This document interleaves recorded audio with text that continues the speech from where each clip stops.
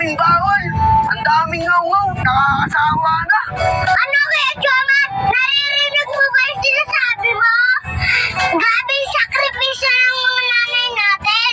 Simula pa lang yung buntis nila, iniingatan na nila tayo.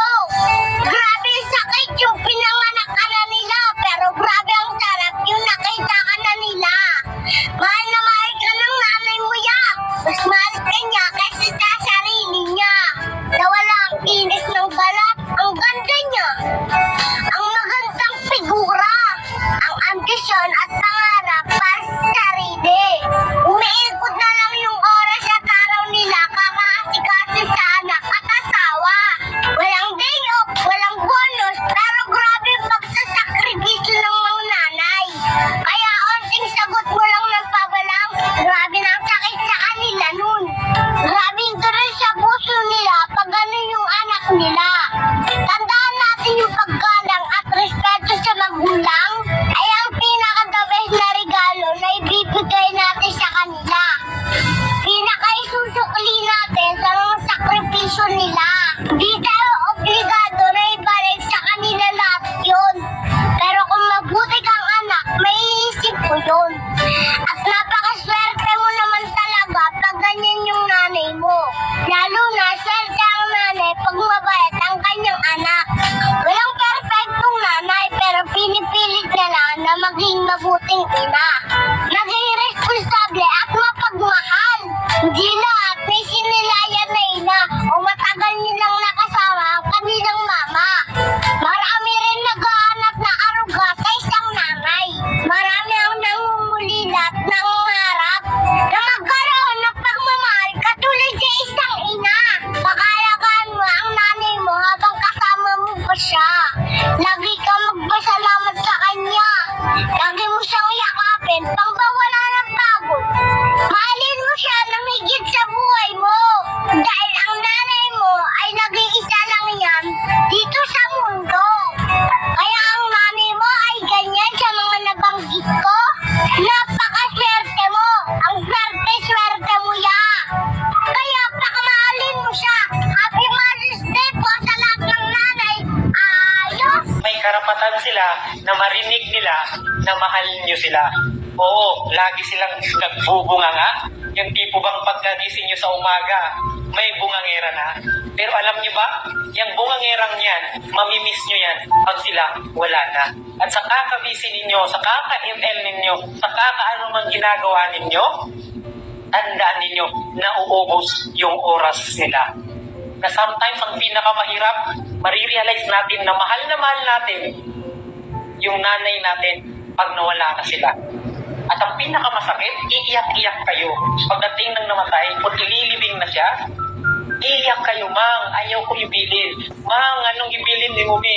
Mang, mahal na mahal kita. Bakit iniwan mo kami? Pero bakit hindi nyo nasabi yan habang buhay pa sila? At sobrang busy nyo sa kakalaro sa cellphone ninyo. Na paminsan kahit tusan lang kayong maghugas ng plato, anong ginagawa ninyo? Magagalit pa kayo. Na yung tipo bang nag-uuyab kayo, pinapagalitan kayo, yun yung tingin ninyo sa sinasabi nila. But in reality, nagpapaalala lang sila na please masyado pang maaga. Masyado pang maaga. Tapos ang tingin natin sa kanila, ano? Para bang isang kontrabida sa pelikula na kung pwede lang, awayin mo ng awayin, sagutin mo ng sagutin. Kasi bakit? Kontrabida siya. Salungat siya sa lahat ng gusto ninyo. Pero alam niyo ang totoo, ayaw lang nila kayong mapahamak. Ayaw nila kayong mataktan. Masyado tayong busy. Sa sobrang busy natin, tumatanda sila. Hindi natin namamalayan yung nanay natin isang araw, bigla na lang may tatawag sa inyo. Wala na yung nanay mo. At sasabihin nyo kaagad, Mang, anong ibilin nyo, Mi? Pero ang tanong, anong ginawa ninyo nung panahon na buhay pa sila? Masyado tayong busy.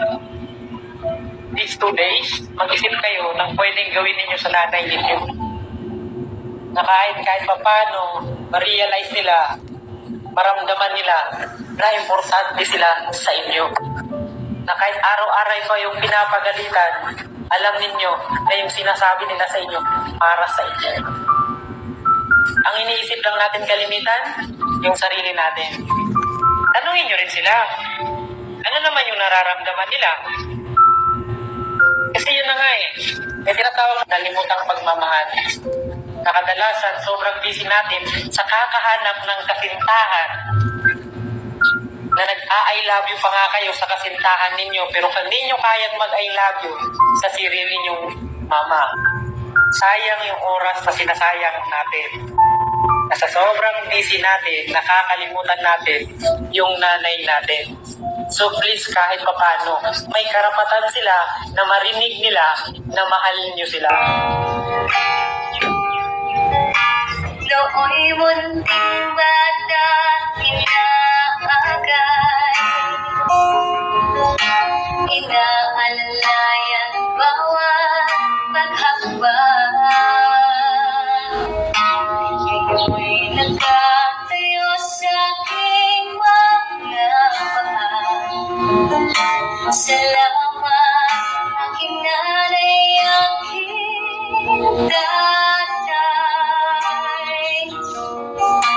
Wala akong sapat na salita, walang katumbas inyong pagkaruga.